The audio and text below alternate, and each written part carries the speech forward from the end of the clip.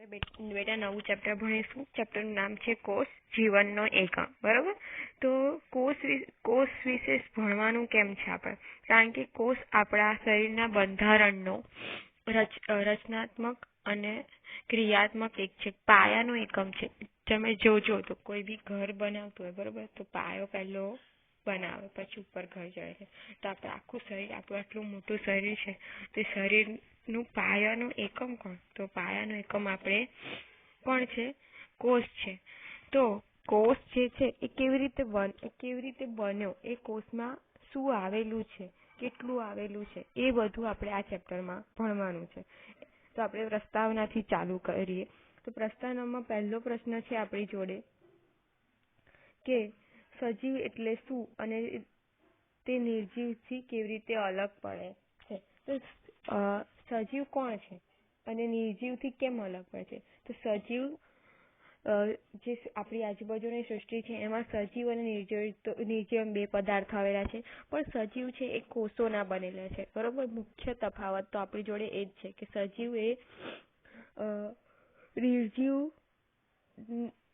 નિર્જીવની જેમ સજીવના બંધારણમાં આધારનો એકમ કોણ? કોષ. નિર્જીવમાં એવું કંઈ હોતું નથી. સજીવમાં બંધારણીય એકમ છે કોણ? કોષ. કેટલીક સજીવની કોષની રચના એક જ કોષોના બનેલા છે. ઘણા બધા સજીવો છે જે એક જ કોષોના બનેલા હોય છે, જેને આપણે એક કોષી સજીવ કહીએ છે. જ્યારે એક કરતાં વધુ કોષોના બનેલા હોય જેને આપણે બહુકોષી કહીએ છીએ. આ આપણે આગળના ચેપ્ટરોમાં જોઈ ગયા. મેં તમને શીખવાડી દીધું હતું કે કોઈ બી સજીવ હોય જે એક કોષોનું બનેલું હોય તેને આપણે એક કોષી સજીવ કહીએ છીએ, અને એક કરતાં વધારે કોષોનું બનેલા હોય તેને આપણે બહુકોષી સજીવ કહેવાય છે. તો આમ સજીવ અને નિર્જીવ એકબીજાથી અલગ પડે છે. બીજો પ્રશ્ન એવો છે આપણો, જે હવે આપણે કોષ વિશે શરૂઆત કરીશું ભણવાની.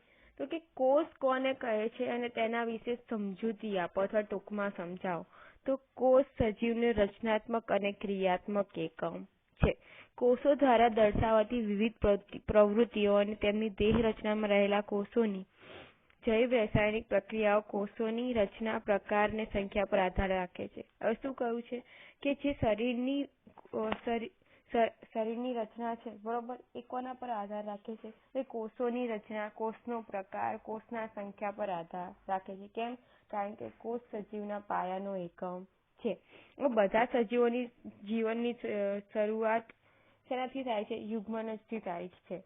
મેં તમને કહ્યું હતું કે જે આ મેલ જન્યુ છે, આ ફિમેલ જન્યુ છે, એટલે કે આ નર જન્યુ ને આ માદા જન્યુ બંને ભેગા મળશે અને નવા જન્યુનું નિર્માણ કરશે. તેને આપણે યુગ્મનજ કહીએ છીએ. આ મેં તમને શીખવાડ્યું હતું, યાદ હોય ત્યારે, લિંગી પ્રજનનમાં. બરોબર?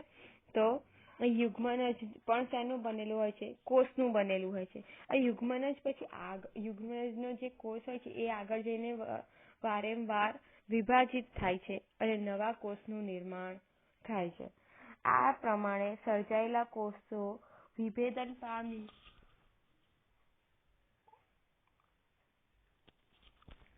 પામી પેશી, અંગતંત્ર અને પછી છેલ્લે દેહની રચના કરે છે. કેવી રીતે? તો મેં તમને પહેલા ચેપ્ટરમાં કહ્યું હતું કે કોષો ભેગા થઈને પેશી બનાવે છે, પેશી ભેગી થઈને અંગ બનાવે છે, અંગો ભેગા થઈને અંગતંત્ર બનાવે છે, અને અલગ અલગ અંગતંત્રો ભેગા થઈને એક દેહની રચના કરે છે. હવે પછી શું કહ્યું છે? સંપૂર્ણ ક્ષમતા. તો સંપૂર્ણ ક્ષમતા કોને કહે છે? કે શરીરનો કોઈ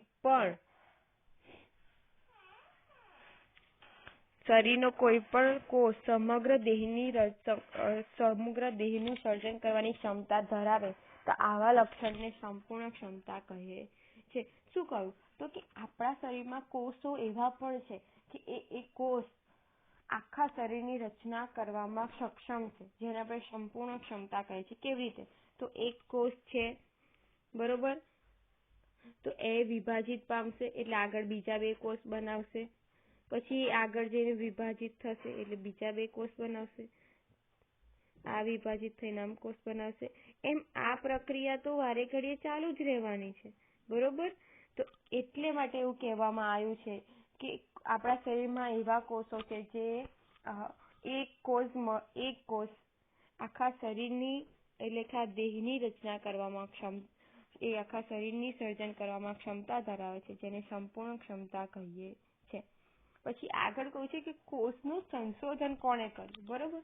તો કોષનું સંશોધન સૌપ્રથમ એન્ટોન વાન લ્યુવનહોકે કર્યું હતું. એટલે સંશોધન કે ખાલી એણે જોયો હતો અને એનું વર્ણન કર્યું હતું, પૂરેપૂરું સમજાયું નહોતું. આગળ જતા સૌપ્રથમ રોબર્ટ હુકે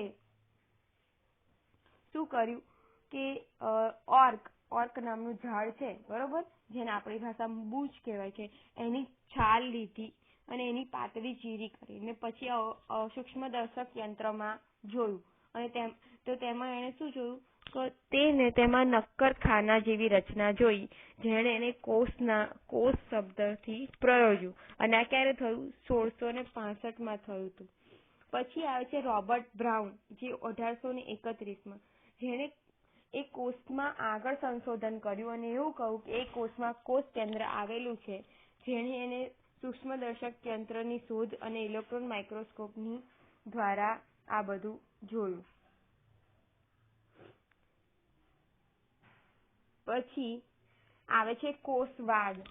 તો કોષવાદ એટલે શું? તો કે આપણી ભાષામાં જોવા જઈએ તો કોષને સમજાયું કે કોષ કેવી રીતે મળ્યો, એ કોષમાં શું જોવા મળે છે, એને આપણે કહીએ છીએ કોષવાદ.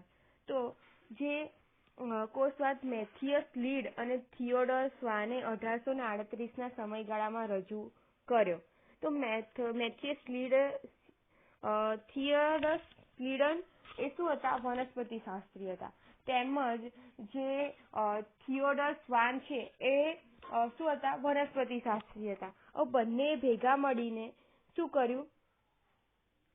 કોષવાદ રજૂ કર્યો.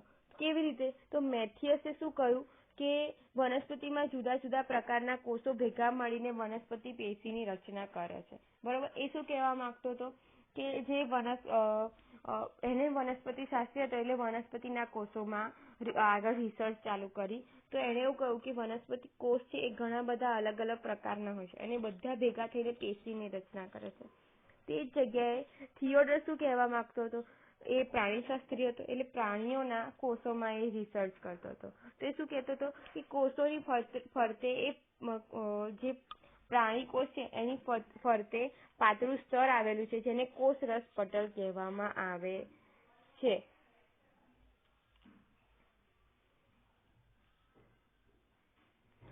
અને પછી વનસ્પતિ કોષોમાં કોષ દિવાલની હાજરી હોતી નથી. હવે અહીંયા એક મેઇન પોઈન્ટ જોવાનો કે પ્રાણી કોષની ફરતે કોષ એક પાતળું સ્તર આવેલું છે, જેને કોષરસ પટલ કહેવાય છે, જ્યારે પ્રાણી કોષમાં કોષ દિવાલ હોતી નથી. આ યાદ રાખવું. પછી બંને ભેગા મળીને કોષવાદ રજૂ કર્યો. કેવો કોષવાદ રજૂ કર્યો? કે બધા જ જીવંત કોષ તેને નિપજોના બનેલા હોય છે અને બધા જ સજીવો એ એમના કોષને રચનાત્મક અને ક્રિયાત્મક એકમ કહેવાય છે. પણ આ કોષવાદ આગળ જઈને કોઈ આગળ પડતું સમજાવી શક્યું નહીં.